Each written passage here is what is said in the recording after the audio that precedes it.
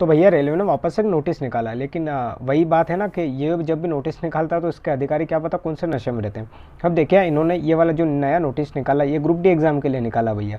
वो ठीक है, इसमें इन्होंने क्या परिवर्तन कर दिया कि जो अब हमारे ग्रुप डी एग्ज़ाम हो गया आरआरबी ग्रुप डी, उसमें क्या होंगे अब 2 सीबीटी होंगे। अब देखिए ये कौन सी बात है करने की, क्योंकि पहले हमारी जो आरआरबी ग्रुप डी एग्ज़ाम इसमें 1 सीबीटी होता था, ठीक है। लेकिन इन्होंने एक नया नोटिस निकाला आज ही, ये 24 जनवरी की बात है, आज ही ये मैंने आरआरबी भोपाल की साइट खोल रखी है यहाँ पर आपके सामने।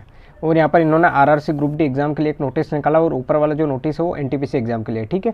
मतलब एनटीपीसी की सीबीटी 2 एग्जाम कब होगी। तो जब मैं इस नोटिस के ऊपर क्लिक करता हूँ ये ग्रुप डी वाला, तो ये ऐसा हमारा नोटिस निकल कर आता है। चलिए इस नोटिस को पूरी तरह से देखते हैं कि आखिर में इस नोटिस में हमको क्या बोला गया है, ठीक है। चलिए यहाँ पे लिखा हुआ government of India ministry of railway recruitment board, ठीक है। ये सब चीज़ें आप बेसिक पढ़ सकते हो। उसके बाद देखिए जो मेन चीज़ें मैंने हाईलाइट कर रखी, क्योंकि टाइम आपके पास भी नहीं मेरे पास भी नहीं, ठीक है। तो देखिए यहाँ पे लिख रखा exam schedule for CBT 1 and introduction of CBT 2। अब बेसिकली जो मेन मुद्दा है वो यहीं पे हो रहा है। इन्होंने क्या किया, पहले हमारे आरआरबी ग्रुप डी एग्जाम एक ही सीबीटी होता था, मतलब एक एग्जाम होती उसके बाद डायरेक्ट पीईटी होता था हमारा फिजिकल, उसके बाद मेडिकल और डीवी वगैरह हो जाता था। लेकिन अब क्या हो गया, एक और एग्जाम होगी, सीबीटी 1 होगा, उसके बाद सीबीटी 2 भी होगा। देखिए आप नया, अब आपको कर्मचारी लेवल या लेबर वर्क की ही जॉब देनी है, तो उसके लिए 2 सीबीटी की क्यों आवश्यकता, क्यों हम आईएएस की तो प्रिपरेशन नहीं कर रहे हैं यहाँ पे।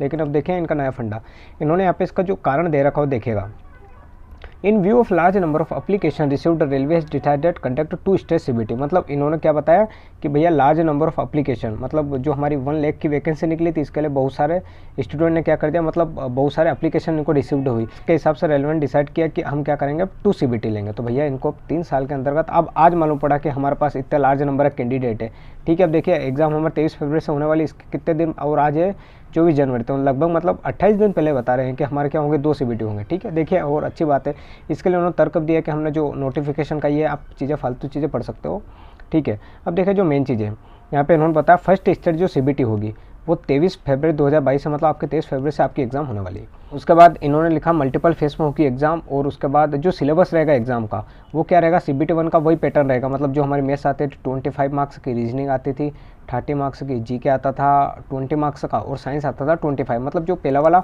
सीबीटी 1 रहेगा वो तो पहले जो हमारा सिलेबस में दे रखा था, जो रिक्रूटमेंट प्रोसेस थी उसी के अनुसार होगा। लेकिन यहाँ पर जो नया इंक्लूड किया इन्होंने सेकंड स्टेज का सीबीटी, इसमें जो रहेगा बेसिकली जो सिलेबस रहेगा वो 10th स्टैंडर्ड का रहेगा। मतलब जो सीबीटी 1 का जो लेवल था वो लेवल तो वही रहेगा, लेकिन यहाँ पर जो क्वेश्चन का डिस्ट्रीब्यूशन है वो अलग हो जाएगा। अब देखिए यहाँ पर क्या किया इन्होंने, टोटल हमारा 90 मिनट मिलेंगे, और जनरल साइंस जो है वो अब आएगी हमारे पास 30 मार्क्स की, सीबीटी 2 में बात कर रहा हूँ मैं। मैथमेटिक्स आएगी 30 मार्क्स की, और रीजनिंग आएगी 35 मार्क्स की, और जो करंट अफेयर और ये जनरल अवेयरनेस है 25 मार्क्स होगा। मतलब टोटल 120 क्वेश्चन हो जाएंगे। जो हमारा एनटीपीसी सीबीटी 2 में था टोटल 120 क्वेश्चन, 90 मिनट का आपको टाइम मिलेगा, ठीक है। तो भैया सीबीटी 2 करने की जरूरत ही क्या थी, डायरेक्ट आप सीबीटी 1 लेते हैं, उसके बाद क्या करते हैं पीटी में क्वालिफाई करवाते हैं।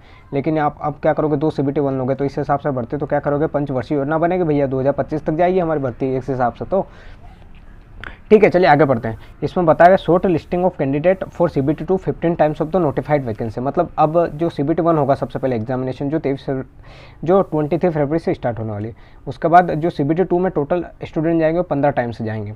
अब ये बेसिकली 15 टाइम्स तो है, लेकिन अब ये 15 टाइम्स क्या पता 15 लाख स्टूडेंट जाएंगे, मतलब 1 लाख वैकेंसी है तो उसका 15 टाइम 15 लाख होना चाहिए, या 15 टाइम्स रोल नंबर जाएंगे, जैसा कि हमारे एनटीपीसी में हुआ। भैया ये कोई क्लियर नहीं है हमारे पास, ठीक है। तो क्या पता है यहाँ पे भी कुछ झोल हो, ये हमको पता ही नहीं है, ठीक है। उसके बाद ये यहाँ पर उन्होंने नॉर्मलाइजेशन का दे रखा है, जो कि कुछ समझ में नहीं आता हमको, तो भैया के साइंटिफिक तरीका है या क्या मैटर है।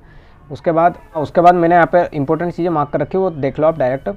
यहाँ पर उन्होंने लिखा कि जो पहले हमारा जो था, मतलब सीबीटी एग्जाम होती थी, उसके बाद पीटी के लिए हम क्या करते थे, 1.5 गुना कैंडिडेट को बुलाते थे। लेकिन अब हम क्या करेंगे, जो जैसे हमारा सीबीटी 1 होगा उसके बाद सीबीटी 2 होगा, तो सीबीटी 2 के बाद जितने भी पीटी में वैकेंसी रहेगी उसके अनुसार हम कैंडिडेट को बुलाएंगे, ठीक है। उससे ज़्यादा भी हम कैंडिडेट को नहीं बुलाएंगे, ठीक है। ये यहाँ पर लिख रखा, आप पढ़ सकते हो उसका। उसके बाद और क्या दे रखा है इन्होंने नोटिस में, उसके बाद कुछ नहीं दे रखा, यही चीज़ें बताई हम इन्होंने। और उसके बाद नीचे यहाँ पर वैकेंसी दे रखी है, ठीक है। तो आप इसका डिटेल नोटिफिकेशन आप आरआरबी भोपाल की वेबसाइट पर जाकर पढ़ सकते हो। थोड़े टाइम पे सभी आरआरबी की ऑफिशियल वेबसाइट पर आ जाएगा, ठीक है। तो या अब जो हमारी ग्रुप डी एग्जाम होने वाली है, इसमें क्या होने वाले 2 सीबीटी होने वाले, एक सीबीटी 1 होगा, सीबीटी 2 होगा। मैं शॉर्ट में बता देता हूँ, सीबीटी 1 में जो वही लेवल रहेगा, जो हमारा सिलेबस था वो सेम रहेगा। ये 23 फरवरी से स्टार्ट होने वाले, लगभग हमारे पास 28 दिन से भी कम का समय बचा हुआ है, ठीक है। और उसके बाद सीबीटी 1 में जितने भी कैंडिडेट होंगे उसके 15 टाइम, मतलब वैकेंसी हमारी 1 लाख, तो 1 लाख का 15 टाइम का बोल रहे हैं, मतलब लगभग 15 लाख स्टूडेंट बोल रहे हैं। अब ये हम सोच रहे हैं 15 लाख स्टूडेंट, अब क्या पता वो आरआरबी क्या करे, 15 लाख रिपीट रोल नंबर भी ले सकती है, ठीक है, जैसा कि उन्होंने एनटीपीसी में किया, तो इसका कोई कंफर्मेशन नहीं है। तो ये बता रहा है कि हम 15 टाइम रोल नंबर या 15 टाइम स्टूडेंट लेंगे CBT2 के लिए, लगभग मतलब 15 लाख बच्चे CBT2 के लिए लेंगे, ठीक है, ये ऐसा कुछ बता रहे हैं इनको। अब क्या पता है 15 लाख रोल नंबर रिपीटेशन दे दे, ये कोई कंफर्म नहीं। उसके बाद CBT2 में जो भी क्वालिफाई होगा उसको पीईटी के लिए बोला जाए। तो भैया ये जो है ना 5 स्टेज में हो गए हमारे एग्जाम, पहले CBT1 होगा, फिर 2 होगा, फिर पीईटी होगा, फिर मेडिकल होगा, फिर डीवी होगा, फिर जाके ज्वाइनिंग हो गई। तो देखिएगा भैया पंचवर्षीय योजना बन के 2019 से 2024 में इसकी ज्वाइनिंग होगी। तो देखिए भैया एनटीपीसी रिवाइज रिजल्ट का तो प्रोटेस्ट हो रहा है, इसके साथ ही अब ग्रुप डी का भी लगता है कि प्रोटेस्ट होने वाला है इस एग्जाम के लिए, क्योंकि भैया ये जो है लेबर मतलब बेसिकली कर्मचारी लेवल की पोस्ट है एक हिसाब से, इसके लिए एक ही CBT बहुत है। लेकिन आप क्या करोगे, 2 CBT दिलवाओगे, क्योंकि हम IAS की थोड़े प्रिपरेशन करें, हम तो बेसिकली ग्रुप डी की प्रिपरेशन करें। बेसिकली हमारा जो काम रहेगा वो बेसिकली ग्रुप डी लेवल का रहेगा, तो उस हिसाब से थोड़ा सा सोचना चाहिए। लेकिन अब ठीक है, आरआरबी तो आरआरबी है। तो चलिए आपको जानकारी कैसे लगी कमेंट करके बताइएगा। मिलते हैं नेक्स्ट वीडियो में, बाय बाय।